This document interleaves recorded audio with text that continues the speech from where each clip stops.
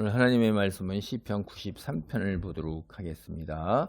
시편 93편은 하나님이 세상을 다스리신다 하는 거예요. 하나님이 통치자 되신다 하는 거죠. 이게 우리의 통치자는 바로 고대 근동에 있으면 금방 우리 조선시대까지도 보면 왕이잖아요. 왕이 그냥 직접 와서 다는데 우리하고는 별다른 인간들이죠. 그래서 고대 근동 세계에서는 왕은 거의 신, 우리가 로마 제국도 신이다 하는 거, 신의 자녀다. 뭐 이집트나 뭐나 뭐든 다 그렇게 생각했어요. 이게 그러니까 우리하고 다른 것이죠. 그런데 진짜 하나님이 세상을 다스린다 하는 게 이제 93편의 주제인데, 그거는 이제 시편 제4권이 90편으로부터 106편까지가 시편 4권이거든요. 근데 93편으로부터 100편에 거기에 거의 핵심 주제가 바로 그거는 거예요. 그래서 우리가 제 시편 3권 73편으로부터 89편까지 볼 때는 굉장히 어두웠어요. 힘들었죠.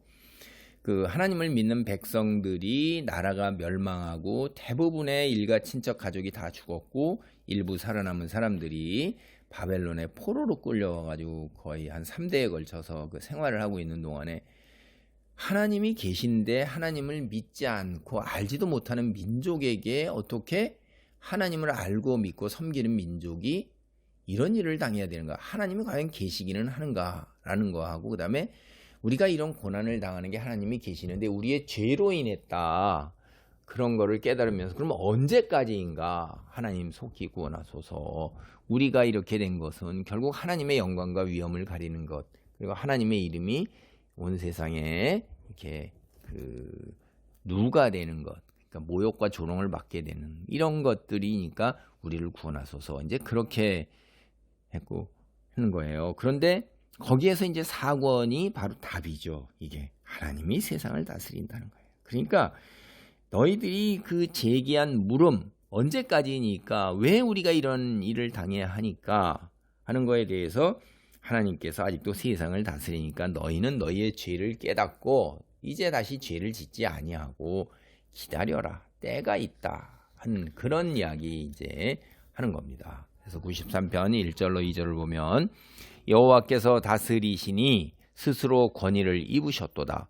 여호와께서 능력의 옷을 입으시며 띠를 띠셨으므로 세계도 견고히 서서 흔들리지 아니하는도다. 주의 보좌는 예로부터 견고히 섰으며 주는 영원부터 계셨나이다.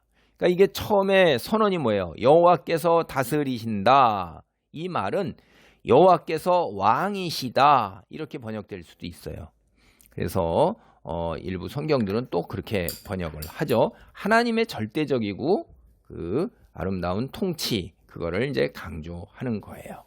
그래서 여기 이제 문장에서 보면 여호와께서, 이게 강조형이에요. 강조형. 그래서 세상을 다스리는 이들이 여러분 왕이나 인간 왕이나 혹은 인간들이 만들어내는 그런 신이 아니라는 거예요. 고대 근동에서는 이제 창세기 비슷한 걸 흉내내 가지고 신들이 선과 악으로 싸워 가지고 선한 신이 이겼고 뭐 그런 이야기들을 한단 말이에요.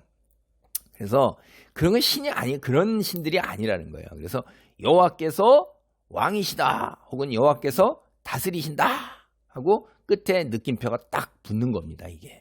그래서 여호와의 통치, 이게 보면 예로부터 견고히 섰단 말이에요. 예로부터. 영원히 계신다. 예로부터. 얘가 언제예요? 우리 몰라요.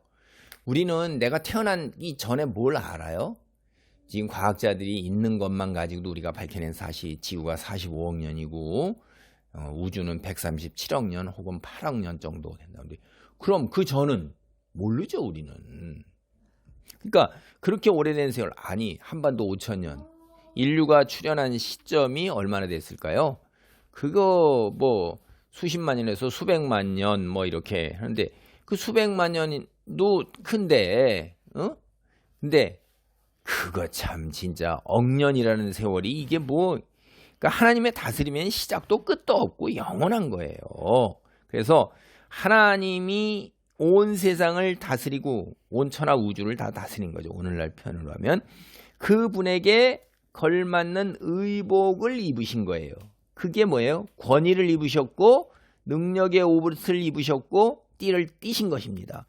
이거 이제 문학적 표현입니다. 이게 시적으로 표현을 하고 있는 거예요. 주님이 입으신 복장, 그러니까 주님이 세상에 통치하고 다스리고 권능과 신분과 하시는 일, 이런 것들을 비유적으로 옷에 비유돼서, 의복에 비유해서, 성경에서는 이 옷에 비유해서 많이 해요. 왜냐면 우리한테 진리를 깨닫게 하는데 도움을 주거든요.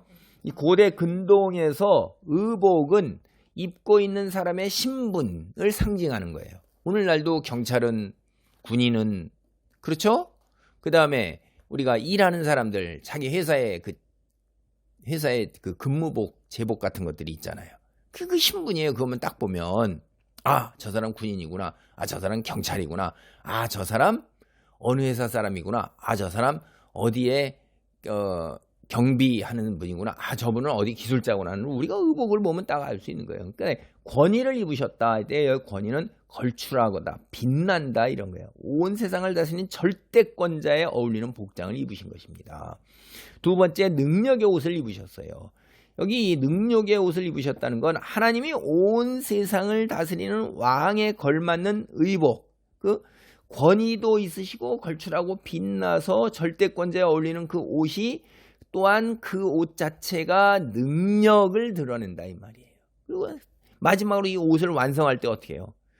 옛날 고대 옷들 같은 거, 이런 것들은 다 이제 띠로, 허리에 띠를 두르죠. 우리 같으면 이제 비슷하지는 않는데요. 어느 정도 되는 게 뭐냐면, 그 바지 입고 난 다음에 허리띠 싹 두르는 것처럼 이 옷 두루마기 이런 거 다 입고 난 다음에 그거를 싹 묶잖아요. 묶는데 그게 이제 띠란 말이에요. 그러니까 띠를 동여맬 때 의복의 가장 마지막 구성 요소가 의복 착용이 완성되는 거예요.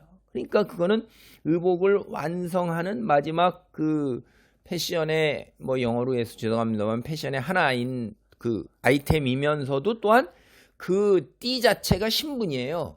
우리 조선시대나 이런 데 같은 데도 이거 보면은 그 띠 있죠? 앞뒤 이런 거 같은 띠 두르고 이런 거, 모자 같은 것도 다 신분을 상징했잖아요. 그게. 그래서 이게, 여러 가지 이제 하나님이 그 권위와 능력의 옷을 입고 띠를 쳤으니까 완성하신 거예요. 하나님이 세상을 다스리는 통치자. 그러니까 그런 분이 절대자가 그러니까 하나님의 왕권과 창조된 세상이 어떻게 해요? 평안하고 흔들리지 않는 것입니다. 그래서 하나님을 대적하거나 주님의 통치를 방해할 만한 자나 인간이 만드는 신이 없는 거예요. 세상 모든 권세가 하나님의 통치에 복종하는 것입니다. 그러니까 우리 그리스도인도 싸우는 것이 어떤 거죠? 어둠의 세력이나 권세지 인간 혈과 육이 아닌 거예요. 그 뒤에 있는 배후에 있는 어둠의 세력들, 그런 것들조차도 하나님 통치에 다 복종한단 말이에요. 주님이 다스리는 세상 흔들림 없이 견고하다. 그 흔들리면 그게 하나님의 통치가 견고하지 못한 거죠. 하나님의 통치는 견고한 거고. 그래서 하나님은 당신의 계획과 의지에 따라 통치하기에 적합하도록 세상을 창조한 겁니다. 예로부터 영원부터 이건 우리의 눈으로, 우리의 머리의 이해 경험 넘어서는 거예요. 주의 보좌는 예로부터 견고히 섰으며 주는 영원히 계셨나이다. 우리의 이해와 경험 다 넘어서는 거예요. 그 전부터 있었고 또 영원한 시간을 넘어서는 영원 속에 계시는 겁니다. 기도합니다. 하나님, 세상의 통치자도 하나님이십니다. 우리 눈에 보이기에는 아버지, 세상에 권세 있는 자들이, 힘 있는 자들이, 세도가들이 모든 것을 다 제 뜻대로 움직이는 것 같지만은 그 위에 하나님이 계셔서 모든 것을 움직이시는 분임을 다시 한번 깨닫습니다. 믿고 의지하고 순종할 수 있도록 도우소서. 예수님의 이름으로 기도하옵나이다. 아멘.